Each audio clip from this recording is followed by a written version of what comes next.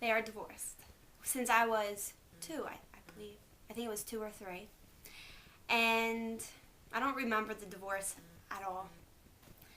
But I do remember the after effect of the divorce.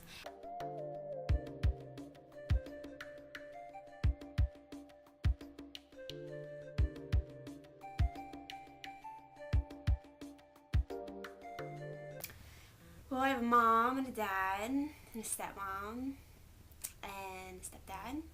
2 daughters, Melissa and Elizabeth.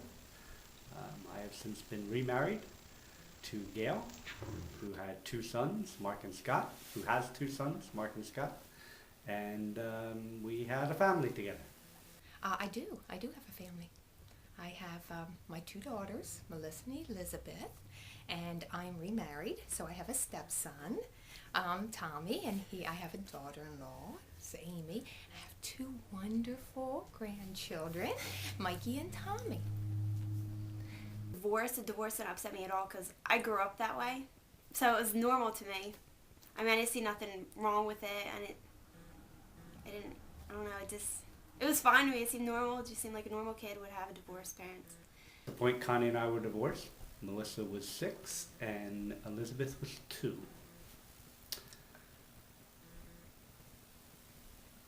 I really don't remember specifically telling them the issue other than questions about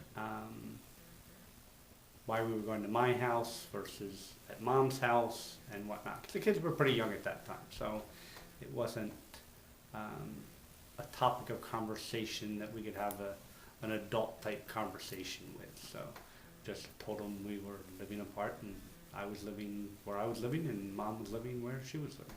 So They were very young when their dad and I divorced, so no, they kind of accepted it, and that was their way of life, and It was different though when it came to it's very tension when my parents got together. I saw that, but most of the time they were fine, around each other. But so that's the biggest thing when I was younger. And then when I got older, it was more of the fact that who they married was I'd have to get used to that, and getting along, having to share a relationship with my parents with somebody else. That was pretty difficult. That was probably the hardest part. You have to share love. I think that's really hard. I don't like going into detail. I know, but it's hard. And then when we took on, when we both remarried, to let them know that, our spouses are going to be there right now. You have an extended family now. It goes further on than just mommy and daddy, but we all would go to the games, and so they had more people to love them. And so just to let them know that, no matter what, that they were going to be taken care of and loved. I remember my dad living by himself. I don't ever remember my mom living by herself. But I know that they remarried around the same time. I can't say they really reacted to the divorce, but certainly to the living situations. So I was living in an apartment with just the 1 bed for the 2 of them, so they were more reactive to the environment situation and my lack of cooking and those kind of things, though they like McDonald's, so that was okay. And it was difficult, more towards my adolescence years than when I was young. I was more upset because my sister was upset because she was older and she, knew more about it than me. Once they divorced, I think it went separate ways. Different characters and everything.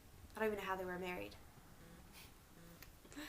My mom was a teacher and my dad was an engineer, and he was pretty high up in an engineer spot, I think, and so he had to go travel a lot. That was another big issue. He'd travel all the time. So between having to be between his new wife and between his work, there's really no time, and we only seen him sometimes. So most of the time we were over there, either he was stressed or he was doing something or he's, yard work to do, which we won't even get into the yard work situation, which I'm always the one who had to mow the lawn, but that's okay. Well, how it worked was I was at my mom's house during the week. I went to school around here, like around my mom's house. I only went on my dad's on Tuesdays, every other Tuesdays, and every other weekend. Yeah. And so it became like kind of like I was in a boot camp.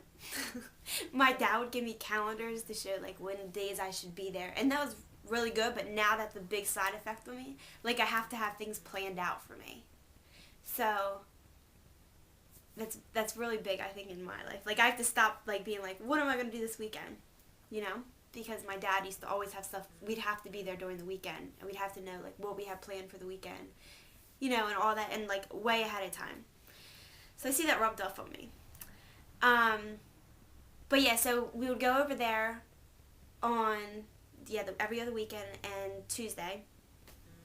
And that was pretty hard because then we tried doing stuff like while we saw him because we didn't see him that much.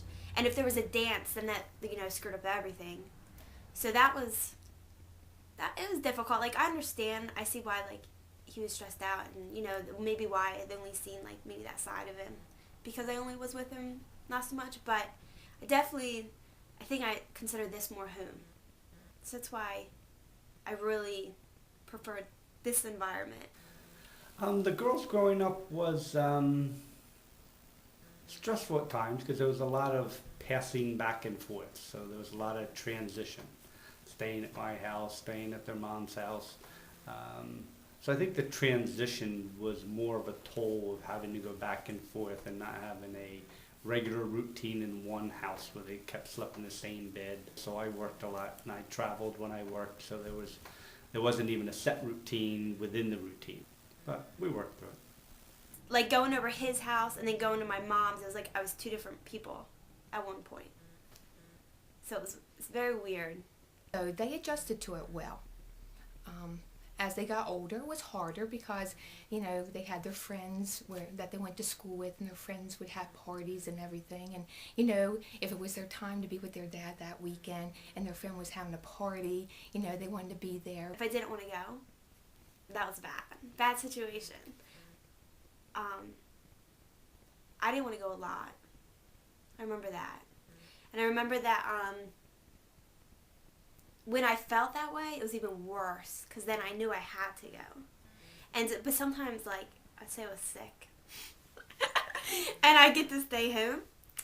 But sometimes I like going over there because I have brothers over there, and, like, we did have fun. I had to deal with one of them being upset with me not being able to get there on time or even at all. Especially my dad's family is huge. We have a Irish family. They're very Catholic, so the holidays are big to them.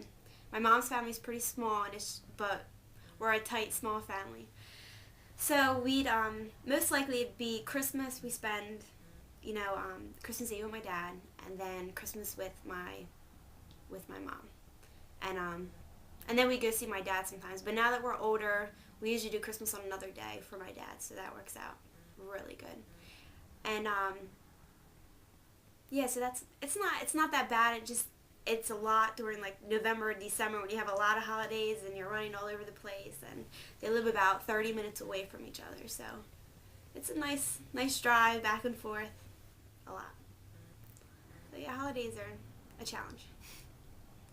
Also, Christmas time, it's once the boyfriends came and they wanted to spend time at their boyfriend's house, and so they had so many different places to go for holidays especially. It was just so, it got to be a little bit of a grind for them. It really got to be, it was difficult for them that they have to go, you know, trying to split their time evenly. They felt like they had to split their time evenly amongst all of us, and it was very, very difficult for them, and then they got very tired and very drained because they were trying to please everyone, and you just can't do that sometimes.